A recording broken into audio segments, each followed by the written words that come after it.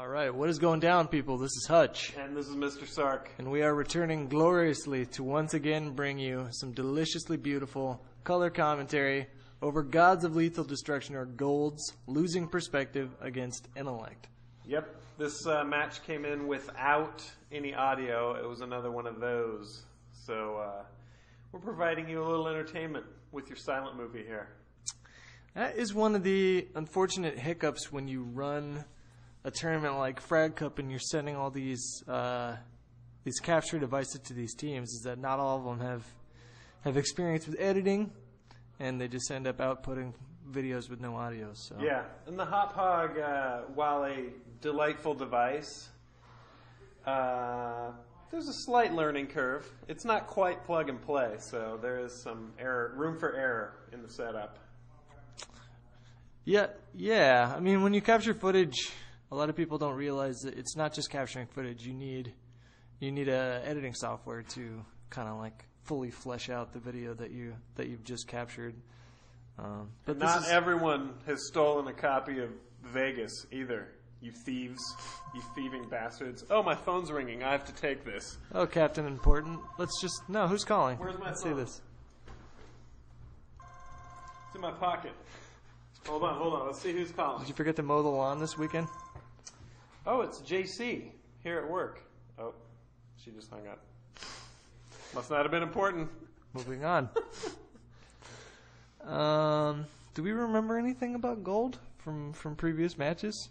I mean, they made it to this quarterfinals, so they were doing something right. Yeah. They were a solid team. We did a real brief bio on them in the beginning, but we didn't. This is not a team that we met, so right. We know very little about them. They're mysterious.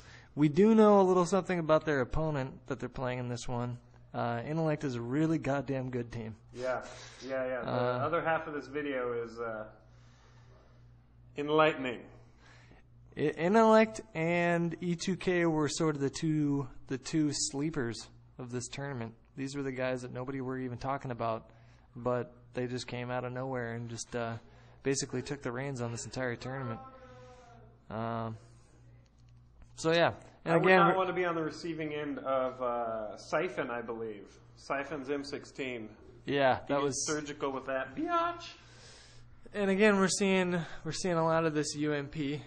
The versatility in this gun comes with the fact that there's a lot of range, so you don't have to sacrifice rate of fire for long range. It does have a high rate of fire, and mid-range you can usually hold your own just fine against something like a SCAR. When Modern Warfare 2 first dropped, I remember one of the biggest concerns that I heard about this game was that submachine guns had become obsolete, and that basically assault rifles could do everything that submachine guns could do.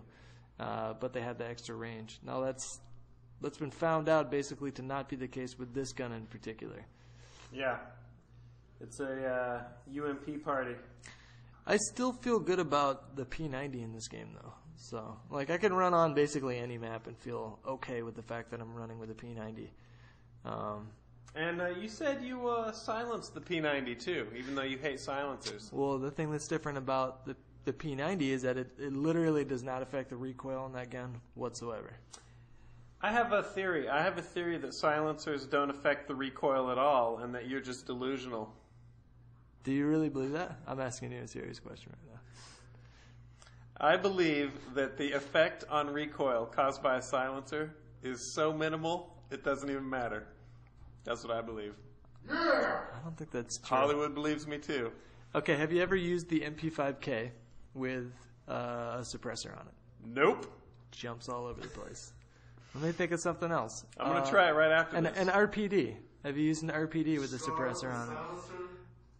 I use an RPD with a silencer, but I always have grip on my RPD, so that kind of I may not be an accurate representation. Number one, nobody was talking to you, Wood, so you just go over there and research your magic cards. Number two, I'm sorry for saying that. I didn't mean it. And number three, the assault rifles, the effect on assault rifles with silencers is minimal. On submachine guns, you can see it. What are the other subs? You got the UMP, the MP5K, the P90, the Vector. But the Vector has like no recoil. Period. That gun, it's like it takes 4 shots to kill people, but there's no spread on that gun. Right.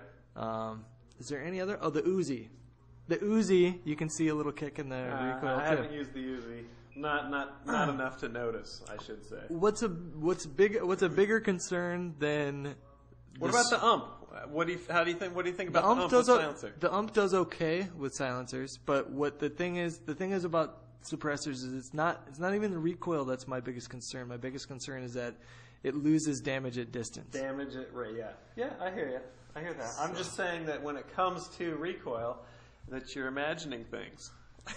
I don't think. Well, maybe I'm going back to like my COD 4 or my COD World of War days. Maybe Modern Warfare 2 they made it so that the recoil is just not that's not an issue when it comes to silencers. But yeah, I don't like know. I'm literally basing this on no scientific fact. It's just a gut.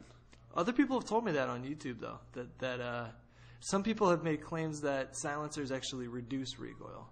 And I haven't found that to be the case. But if you go back on COD 4 and you use an AK-47 with no attachments, and then you use it with a suppressor, it's just like. Well, there's a lot of people that think that they'll watch I don't know, they'll watch fucking Commando starring Arnold and think they're gun experts, and then they'll criticize your trigger etiquette or some shit. I'm like, fucking shut up. You fired a BB. The biggest gun you've ever fired is your BB gun that you pumped 10 times instead of the recommended once. You feel like you're shooting a rocket launcher. I've shot a shotgun in real life, and I weighed about, I'm a skinny guy, so by the time when I was shooting that, I probably didn't weigh too much less than I do now. Did it knock you on your ass? It nearly knocked me on my ass. It bruised my shoulder. I just calmly put it down, said, no thank you. I'm done with this gun. I shot some kind of handgun, and I shot a 22, like a little bolt-action 22. We have a range in Burbank, not far from us, where we can shoot a deagle. They've got a P90. I told you about this. We should go give it a spin. We can shoot a P90? They have a P90 there, yeah. Oh, man. My buddy went and said it was unimpressive. And then my military buddy told me that my other buddy's a fucking retard and that it's because it's a rental and it's all beat up. It jammed a lot while he was shooting it. So. Yeah. But my military hookups tell me the P90's the shit, so... I'm assuming you can't spam the trigger on a deagle like you can in COD 4. I haven't shot it.